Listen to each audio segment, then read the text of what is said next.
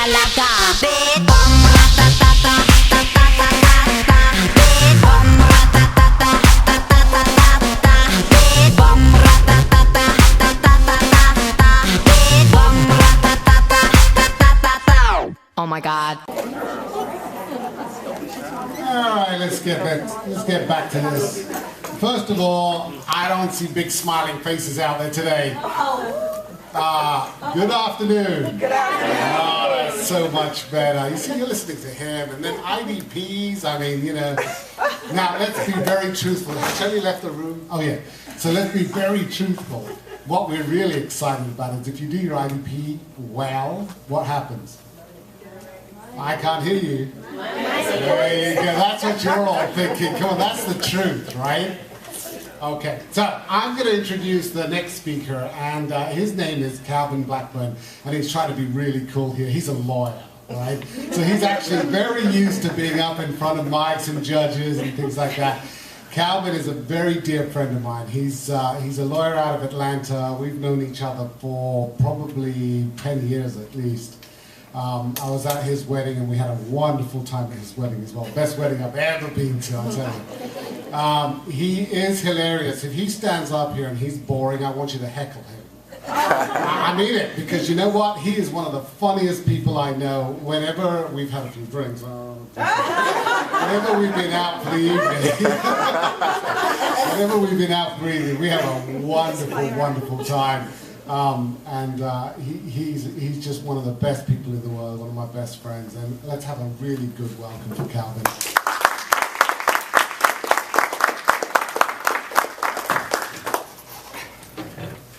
Well, good afternoon. Well, tough crowd, right? Tough crowd. Let's see, is this thing on? First of all, Eddie, I want to thank you for that generous introduction. I'm really honored to be here to speak with you all at this prestigious Talb Talks, as it were. And let me tell you something about Eddie. No, this is all good stuff. I can't say. He was a bit modest. We worked together actually for a good while at another company here in Augusta, and I got to tell you, my experience with Eddie was always honest, always competent, and showed a great deal of integrity. And so I know that's no surprise that you hear. So I appreciate him having me here. How much is this going to cost? So no, it's good. It's good to be here. Let me tell you a little bit about myself. I've been practicing law now for almost 14 years, and particularly in the area of labor and employment law. And I've done human resources work as well. So this is an area of interest to me. You had Shelley a moment ago talk to you all about success, sort of at the ground level here. You know, the iSuccess program, which I'm listening to. I wish I had more of my corporate clients who have programs like that. Important to track and document your own progress. Very important stuff. Now I want to take us a bit higher, up to the 30,000, 40,000 foot level, and sort of talk about success. Before I do that, let me just ask you. We talk about that, and we throw the term success around a lot. And this is, I'm warning, this is the audience participation part. We throw the term success around a lot, but what is it? In our culture, how do we know when someone is successful? How do you define success? Anybody? The ability to achieve one's goals. The ability to achieve one's goals. Oh my. Very good. Yes. There? I feel like success is going to work and actually, or going to a career and actually enjoying yourself. Sometimes it's not about, of course we like the money part of it, but it's actually going to work and wanting to be there, because you can have billions and billions of dollars coming in. Of course you're happy because you have the money, but hate going to work every day. Mm-hmm. So I feel as though being successful is just being happy where you're at and what position you're playing. Happiness. Yes. Particularly enjoyment of your job. Anybody else? One or two more? Success. What is it? How do you know when someone has it? We throw it around all the time, right? You want to be successful. Some more money, the position, the right neighborhood. Come on, one more. You know you're successful when, yes ma'am? When you're simply happy. Simply happy. You know, it's interesting. This isn't on the slide, but years ago, sort of the old definition of success is in Merriam-Webster's. It's basically if you have a certain amount of power, prestige, and wealth. Now in the I hate to say the PC generation, but now we're in what, 2015. People say a lot of times happiness. I want to be happy. They rank happiness as one of the most important indicia of success. But right under happiness, there's still money, there's still relationships, there's still wealth. So what I suspect is we've just found a new way to say what makes us successful. We still want those things. And I came, Eddie asked me to talk about success, and I remember sitting up thinking, I hope something successful happens to me between now and then so I can come in and prove to you all that I'm successful. But it really got me to thinking, well, what is success really? What is it? You all gave me some examples, but let me tell you a little story about what's led me on this journey. And I think it's instructive. In 1996, I was working in Chicago for a law firm. Now, and I was interning at a big law firm, huge law firm.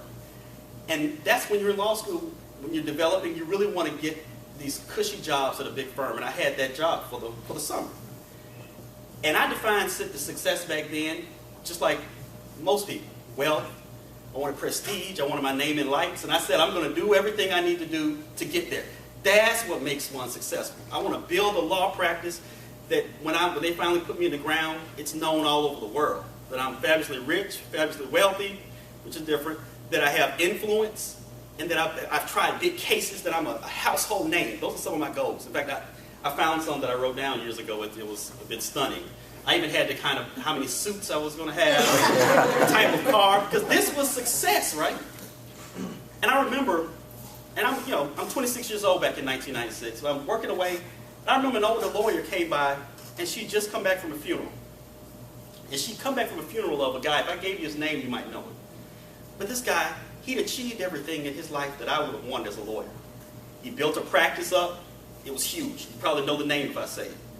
He had the ear of governors, presidents, all sorts of celebrities used him. He won big cases. Oh, he had a perfect family. All the money you could want. Judges bowed to him when he came in court.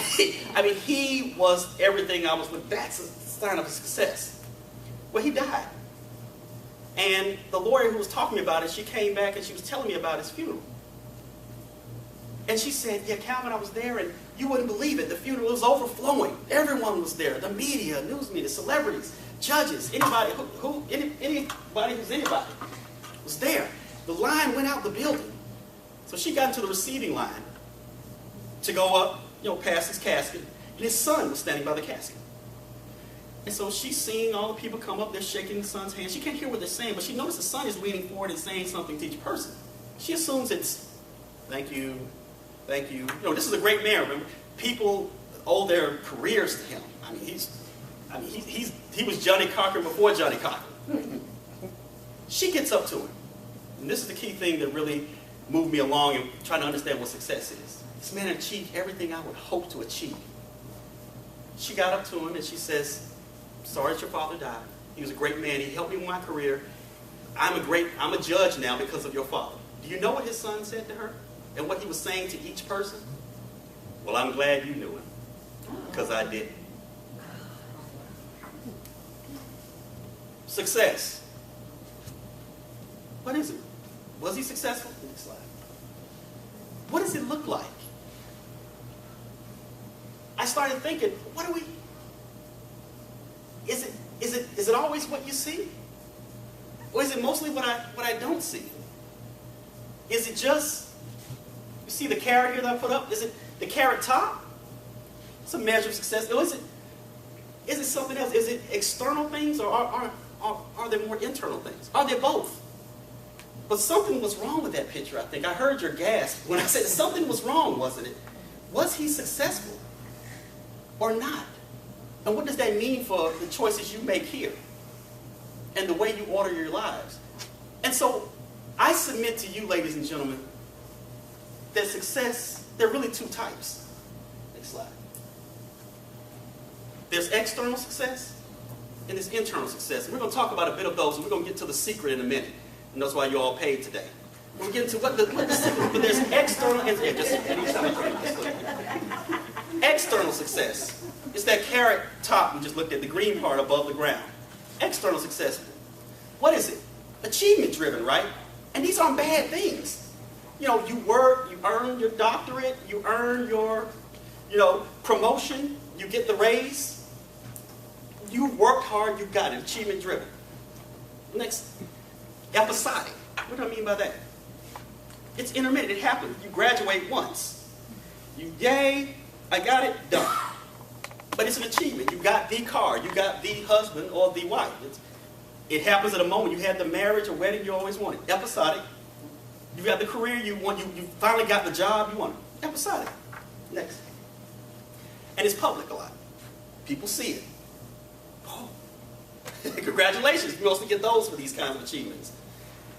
That's the green stuff we saw above the carrot. Not bad stuff. Stuff we all want. But what are some of the signs of internal success? That second type I told you. Instead of achievement driven, it's values driven. It's about your character.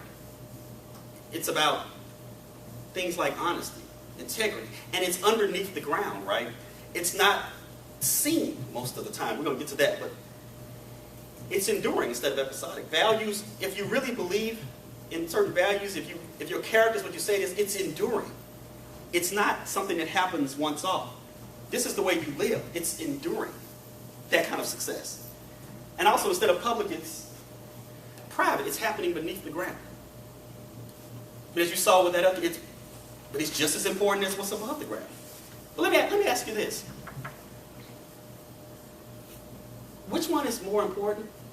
Or are they both equally important? Or none? Which one jumps out to you as, if at all, between external and internal, for getting toward what we're talking about today, enduring or sustaining success? Because remember, I'm going somewhere with sustaining success. And here's what I'm talking about, the difference between success. We know it's axiomatic in this country, isn't it? Lottery winners, they win $1 million, and what happens within a year most of the time? They're broke again. They had a moment of success, if you will. They had, a public notoriety about it. Some achievement, they had to go and buy the ticket, but they did something. And they've had some success. But after a while, it seems to go away.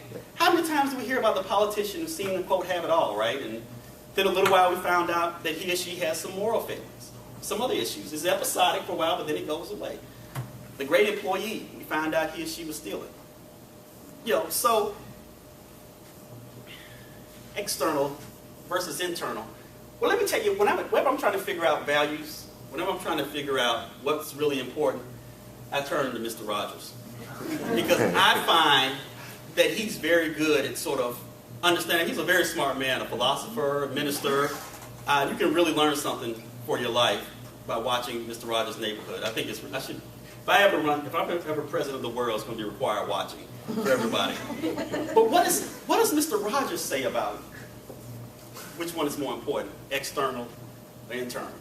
Internal. I guess he says, well, there are 3 ways to ultimate success. 3, he says. The first way is to be kind. The second is to be kind. The third way is to be kind. Does that sound external or internal? Internal. Some would argue that they're both equally important. Because we need shelter, we need cars, we need promotions. Those things are nice, and they're important. But here's the secret. And this is why you came. I think the secret to enduring, sustaining success is really being an internal success, first and foremost. Because if you're an internal success, if your values, if your character, if your habits are appropriately lined up, you're going to make choices out of that lead to external success. But not only lead to it, they're enduring because this is who you are. This success has come out of those internal characteristics. Are you following me? Yes. And so,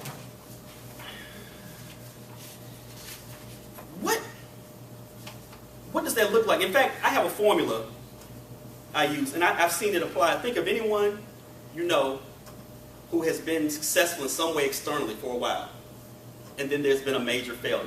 They've lost it all. I think, and I'll just offer this for you. I haven't copyrighted it yet, so you can feel free to steal it. But this is the formula I figured out. External success, open a parenthesis, external success plus internal failure, close paren, multiplied by time, always equals overall failure. You cannot sustain success ultimately if you don't have this. Because the way, who you really are, what you're really about, has to manifest itself.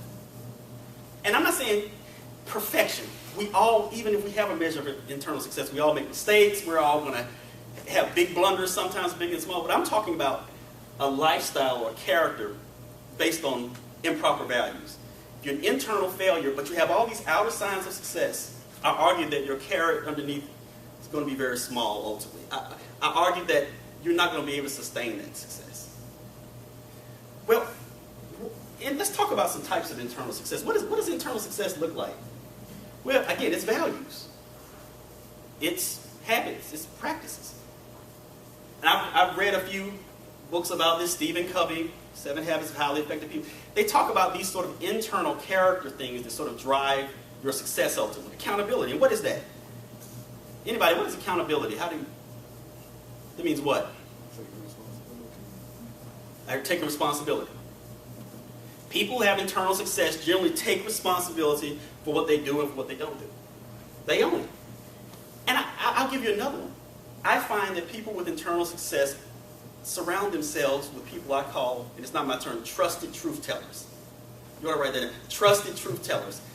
If you don't have someone around you who can tell you the truth and not lose the relationship with you, you're in danger of not being accountable.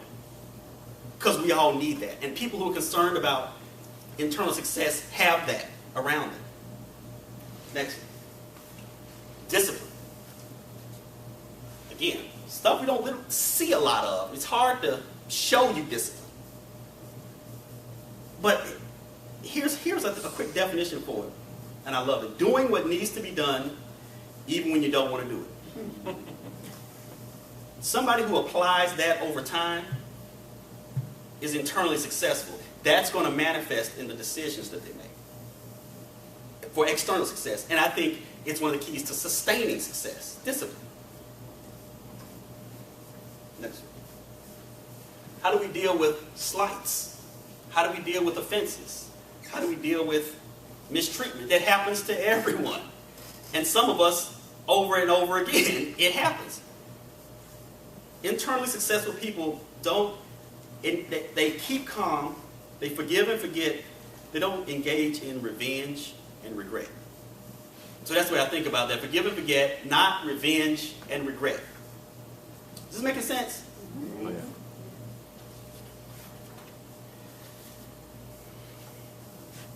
I want to stop and just share another story. It's examples of having a lot of external success but internal success. A story that struck me.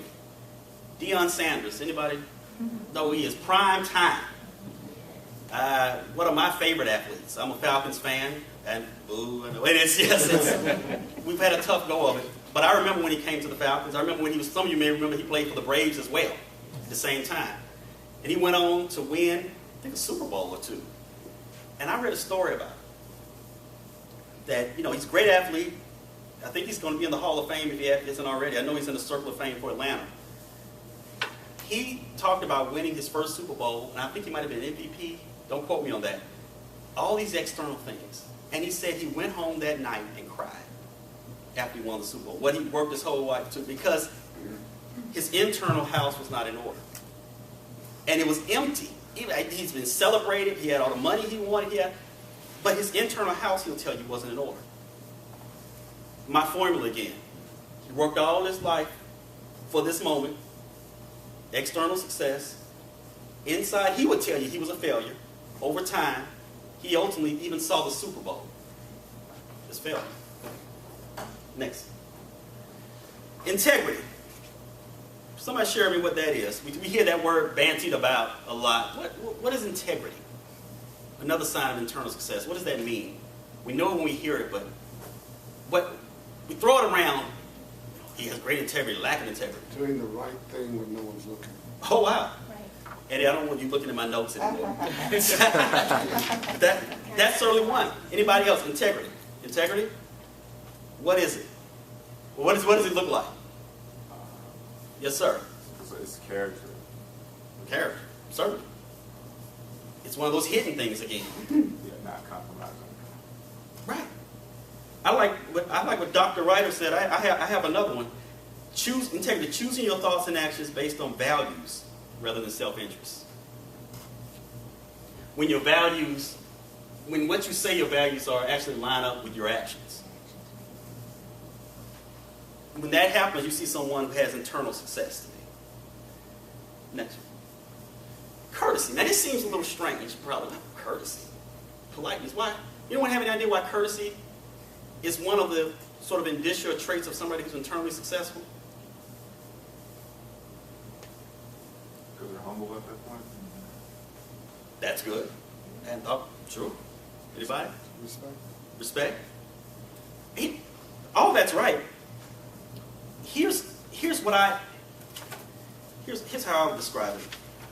I lost the notes. Yeah. We live in this Western society, such a stressful, it's just stressful trying to get home. You have bills, you have all these sorts of things to take care of. Our society oftentimes, unfortunately, is very me-centered, now-centered. Someone in this culture who is consistently courteous is making a volitional choice daily when everything else in culture says me, now, stress, worry. That's a sign to me. You see someone who does that over time, who's consistently polite, you can rest assured that's a sign of internal strength, internal success. Because in our culture, it's much easier to be impolite, to be rude. So it seems like a small thing, but somebody who's consistently polite and courteous, that's a sign of some deep core values. And I wouldn't be surprised if that person has enduring success. Next one. Again, compassion. Again, empathy. Understanding someone else's perspective.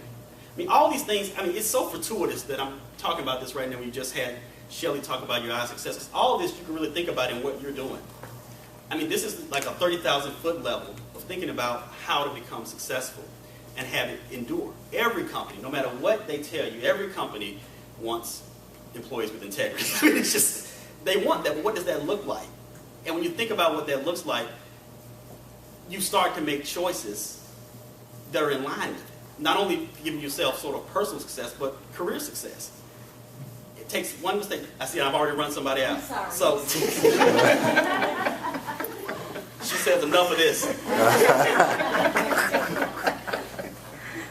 Not true. So yeah, it's no, it's fine. It's fine. See, like you said, humility. I'm humbled by that. You're seeing I'm an example of internal success. Don't you see it? This is what we've been working up to. Be more like me. So, I think if you do all these things, you will become internally successful. And as a result of being internally successful, you'll, again, as I've said a couple times, you'll make choices out of that will not only give you external success, but cause you to sustain it. It won't be episodic. It'll be enduring. And I like to say, so what does it look like ultimately, somebody who's lived his life? And let me be clear, I'm not holding myself, I joked a minute ago, I'm not holding myself up as one who's achieved this. It's a work in progress. But there's an author, if you click on, there's a poem about success. And the authorship of it is in dispute. Some of you know it. Some say Ralph Waldo Emerson wrote it. Others say Bessie Stanley. But if you'll indulge me, I just want to read it. Because it gets it, to me, the ultimate description of what success looks like. And it is to laugh often and much, to win the respect of intelligent people and the affection of children, to earn the appreciation of honest critics and endure the betrayal of false friends, to appreciate beauty, to find the best in others, to leave the world a bit better, whether by a healthy child, a garden patch, or a redeemed social condition, to know even one life has breathed easier because you have lived. This is to have succeeded. Those are all internal things that ultimately have an external manifestation. You can say that at the end of your life. If I can say that, I think that means, and you notice nothing up here is about the promotion, which is important, about prestige. All those things are important. I want more of those things as well. But if all of that comes out of this, then to me that suggests enduring and long-lasting success. Let me say, I know there's someone in here, and I brought this just for you. I noticed someone who, when I leave, is going to say, that's a bunch of horse hockey. This is a dog-eat-dog world, and yeah, it's touchy-feely stuff. You got to go out there. You got to be aggressive. Some of this it's not about it. It's about going, getting money, and getting the house. This is all sort of light, sort of feel-good stuff. It doesn't really translate into tangible results. It's nice. Now let's get back to the real world. Somebody thinks that. Well, not so much. Fortune magazine, in its April 1st, 2015 issue, has sort of given an advanced review of a book that's coming out called Return on Character. It's written by Fred Kiel, K-I-E-L. It's not even out yet. But in that book, they find that character-driven leaders, and character-driven, another way we're saying the internal things we're talking about, character-driven leaders who display the virtues of integrity, compassion, the ability to forgive, and accountability, listen to this, consistently deliver returns up to 5 times larger. These are CEOs, 5 times larger than their counterparts who are self-focused in their leadership style. Fortune magazine, which is no slouch of a magazine, this is a business magazine, is stating, in this book at least stating, that there's real science behind it, there are numbers behind it, that suggest ordering your life around these sort of permanent, enduring virtues not only feel good and make us feel okay, even in this company, even here, you contribute to the bottom line. CEOs who do that bring more values to their shareholders. So, I appreciate your time. I hope I've given you something to think about sustaining success. And thank you. I'd be happy to answer any questions or comments. Anybody wants to throw anything? That'll be fine as well. Have I put anyone to sleep? No.